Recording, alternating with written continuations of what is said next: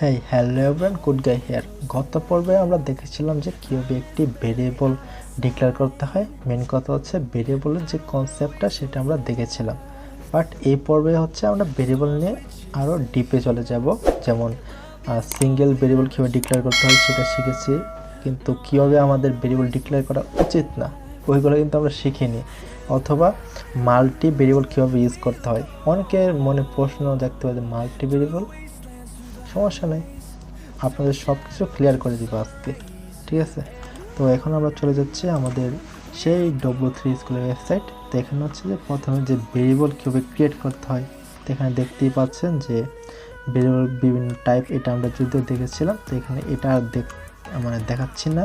এখানে চলে যাবে ভেরিয়েবল নেম। আসলে ভেরিয়েবল নেম কীভাবে দেওয়া উচিত না, একটা ভেরিয়েবলের নাম আপনি কীভাবে দিবেন, তো সেটার জন্য একটু বলে রাখি যে ভেরিয়েবল নেমটা অবশ্যই মিনিংফুল দেবেন। যেমন আপনি ধরেন কারো এজ, নেম এবং তার কি একটা রোল, এটা ভেরিয়েবলে রাখতে চান বা ওই নামে ভেরিয়েবল ডিক্লেয়ার করতে চান, কখনই কিন্তু এজের এ, নেমের এন এগুলো দেবেন না। লিখলে পুরো ওয়ার্ডটাই লিখবেন, ঠিক আছে? যেমন এজ এরকম লিখবেন আর কি। তো এখন হচ্ছে কীভাবে আসলে ভেরিয়েবল ডিক্লেয়ার করা উচিত না, এগুলো নিয়ে আমরা কাজ করব।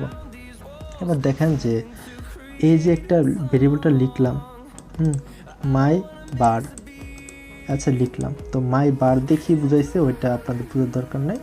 মাই ভেরিয়েবল বার হচ্ছে ভেরিয়েবল, ঠিক আছে? যদি বলে দিলাম আপনাদেরকে। আচ্ছা, এখানে ডিক্লেয়ার করলাম, দেন হচ্ছে কি সরি, এখানে যে জিনিসগুলো দেখতেছেন এইগুলো হচ্ছে এই মূলত আমরা এইভাবে দেখেন একটা ওয়ার্ড আমরা কতভাবে কি ইউজ করতে পারতেছি ভেরিয়েবলে, এটা কিন্তু লিগ্যাল ওয়ে। আমি একটু উল্টা বুঝলাম, সরি। এটা হচ্ছে যে আমরা কীভাবে একটা ভেরিয়েবল ডিক্লেয়ার করতে পারবো অ্যাকচুয়ালি। যেমন মাই বার, অথবা আপনাকে মাঝে এরকম একটা চিহ্ন ইউজ করতে পারেন, বা সামনে ইউজ করতে পারেন, ঠিক আছে? বা একটা বড় একটা ছোটো ইউজ করতে পারেন, দুইটা বড় ইউজ করতে পারেন, আবার শেষে সংখ্যা ইউজ করতে পারেন। তো এইভাবে মূলত আমরা ভেরিয়েবল ডিক্লেয়ার করতে পারি।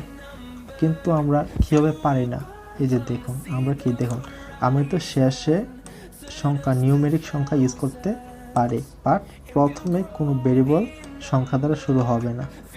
প্রথমটা হচ্ছে এটা। আর দ্বিতীয় কথা হচ্ছে আমরা কখনোই দুইটা ভেরিয়েবলের মধ্যে মাইনাস চিহ্ন অথবা স্পেস ইউজ করতে পারবো না, ঠিক আছে?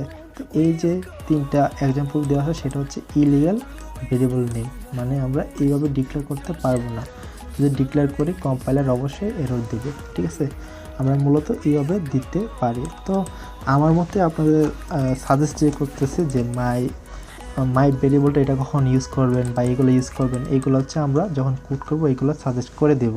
এখন করতেছি না, সরি, করে দেবো আস্তে আস্তে। তো এখন হচ্ছে আমরা শিখে নিলাম যে কীভাবে ভেরিয়েবল নেম ডিক্লেয়ার করতে হয় আর কীভাবে করা উচিত না। এখন হচ্ছে আমরা দেখব যে কীভাবে ভেরিয়েবল অ্যাসাইন করতে হয় মাল্টি ভেরিয়েবল। তো যেমন এক্স, ওয়াই, জেড তিনটা হচ্ছে আলাদা আলাদা ভেরিয়েবল। তো এদের মধ্যে আমি কমা দিয়ে এক্স, ওয়াই, জেড দিলাম, তারপর ইকুয়াল টু কি এভাবে দিয়ে দিচ্ছি। তো এটা হচ্ছে আমাদের কি মাল্টি ভেরিয়েবল লেখার উপায়। তাই আউটপুট হচ্ছে প্রিন্ট করে দিয়েছি জাস্ট, ওকে। তো এখন হচ্ছে আমরা কোড করবো, কারণ বেশি ডিপ দেখাইতে গেলে আবার আপনাদের একটু বোর ফিল হইতে পারে। সো এখানে হচ্ছে আমরা ভেরিয়েবল নেম ডিক্লেয়ার করব। তো আমি একটা ভেরিয়েবল নিয়ে নিচ্ছে যে নেম, নেম একটা ভেরিয়েবল নিচ্ছে, এটার মধ্যে আমি কিছু ভ্যালু রেখে দিচ্ছি। যে এখানে ভ্যালু আপনি ঠিক আগের মতো সিঙ্গেল কোটেশন অথবা কি ডাবল কোটেশন রাখতে পারেন। তো আমি সিঙ্গেল কোটেশন দিচ্ছি, আমি দিচ্ছি কোড গাইড, ঠিক আছে? নেম একটা ভেরিয়েবল নিলাম, অ্যান্ড দেন হচ্ছে কি কোড গাইডের এজ দেওয়া দরকার নাই, যে চ্যানেল আইডি, যদিও চ্যানেল আইডি আমার জানা নেই, বাট আমি চ্যানেল আইডি দিয়ে দিচ্ছি, ধরেন,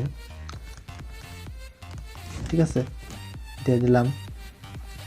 তারপরে হচ্ছে আমি দিচ্ছি হচ্ছে যেমন ডেসক্রিপশন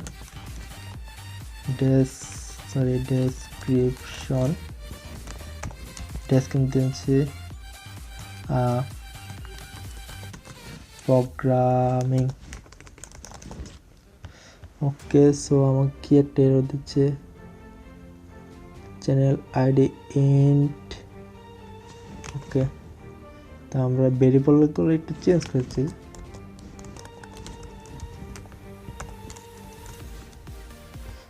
হাউএভার যদিও আমার এই কম্পাইলার একটু প্রবলেম হচ্ছিল সকাল থেকে, রিফ্রেক্ট করে নিচ্ছি, সরি। আচ্ছা হাউএভার, আচ্ছা এটা আমরা কেটে দিচ্ছি আপাতত, এটা আমরা পরে অ্যাড করবো মাল্টিপলের সময়। এখানে হচ্ছে এই যে এখন আপনাদেরকে যেটা দেখাচ্ছে সেটা হচ্ছে যে এখানে কেন এই এররটা দিচ্ছে, যে না আমি একটা ভেরিয়েবল ডিক্লেয়ার করলাম, তারপর হচ্ছে আরেকটা ভেরিয়েবল নিলাম, তখন কিন্তু এই এররটা দিচ্ছে। যদি আমি কেটে দিই দেখুন আমার কোনো এরর নেই, আমি রান দিচ্ছি একটা, এখানে কোনো এরর নাই, বাট এখানে দিচ্ছে যে name is equal to code guy unexpected ended, why this is happened I don't know, I just check here, okay now I run it, দেখেন সেম জিনিস ও কিন্তু এখন এরর দিচ্ছে না, বাট এখানে এটা হচ্ছে আমার কোড এডিটর প্রবলেম, এটা আপনাদের আশা করি প্রবলেম হবে না আপনাদের ক্ষেত্রে। তো ডেসক্রিপশন এটা কি ছিল, চ্যানেল আইডি, তো চ্যানেল আইডি আমরা এভাবে দিয়ে দিচ্ছি, ঠিক আছে। এখন যদি আমাকে রান দেয় দেখো এটাকে আর এরর দিচ্ছে না, ঠিক আছে। ওটা কিন্তু আমার ফল্ট ছিল না, এটা হচ্ছে কম্পাইলারের প্রবলেম। কারণটা হচ্ছে কি আমরা স্কিপ করেছিলাম, যেমন লাইনটা স্কিপ করে এখানে চলে এসেছিলাম, তো ওই সময় কি সে এরর দিচ্ছিল আর কি। আচ্ছা হাউএভার এটা সবসময় এরর দেয় না, আপনাদের ক্ষেত্রে দেবে না। আমার ক্ষেত্রে হচ্ছে আমি সেটিংয়ে একটু প্রবলেম করে ফেলেছিলাম, আমি এটা ঠিক করে নেব। এখন হচ্ছে আমরা প্রিন্ট করাবো সবগুলোরে নেম, দেন হচ্ছে ডেসক্রিপশনটাকে প্রিন্ট করাবো, ডেসক্রিপশন, কারণ আমরা প্রিন্ট জিনিসটাকে করতে পারি, কারণ আমার ভিডিওগুলো যারা স্টেপ বাই স্টেপ দেখতেছেন আশা করি জিনিসটা দেখতে পাচ্ছি, সরি শিখে গেছেন অলরেডি। তো আমি প্রিন্ট করার পর দেখেন যে সবগুলো সুন্দর প্রিন্ট হয়ে গেছে, কিন্তু আমার কথা হচ্ছে আমরা একবারে কি কোনো ওয়ে নাই যে আমরা একবারে সবগুলো কীভাবে ডিক্লেয়ার করে দিতে পারি। যেমন আমি নেম একটা ভেরিয়েবল নিলাম, কমা ডেসক্রিপশন, কমা চ্যানেল আইডি, দেন কি একটা নিলাম হচ্ছে কি ধরেন কোড গাই, ঠিক আগের মতো দিয়ে দেওয়া ট্রাই করব যে প্রোগ্রামিং। আপনাদের হয়তো জিনিসগুলো একটু দেখা যাচ্ছে না, ওইটার যে ব্যাকগ্রাউন্ডটা ওইটা একটু অন্যরকম, তো এটা দিয়েছে হচ্ছে ঠিক আগের মতো। তো ডেসক্রিপশনটা হচ্ছে আমি ভুল হয়েছে, এটার সাথে এটা ম্যাচ খায়নি, সেই জন্য এরর দিচ্ছে। এখন আমার চলে গেছে, দেখেন আমরা কিন্তু এখানে কোনো চেঞ্জ করি নাই, চেঞ্জ করছে কি এখানে। তো আমরা যদি এখন রান দিই, তো রান দিলে কি সে আগের মতো কি আমাদের আউটপুট পেয়ে যাচ্ছি। দ্যাটস মিনস কীভাবে মাল্টিপল ভেরিয়েবল ডিক্লেয়ার করতে সেটা আমরা শিখে গেছি।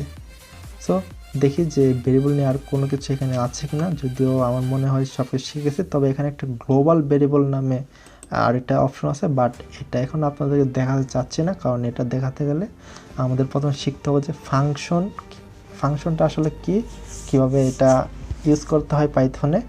তো যখন আমরা ফাংশন নিয়ে কাজ করব নিচে অবশ্যই ফাংশনের একটা টিউটোরিয়াল আপনারা পাবেন, তো ওই সময় আমরা কি এইটার সাথে কি অ্যাডজাস্ট করে নেব, কারণ এখন করতে গেলে দেখা যাচ্ছে যে অনেক কিছু বুঝতে অসুবিধা হইতে পারে। সো এই ভিডিওটা এই পর্যন্ত, নেক্সট ভিডিওতে আমরা ডাটা টাইপ নিয়ে আলোচনা করব। সেই পর্যন্ত সবাই ভালো থাকবেন। তো thank you so much for watching this video, দেখা হবে পরের ভিডিওতে।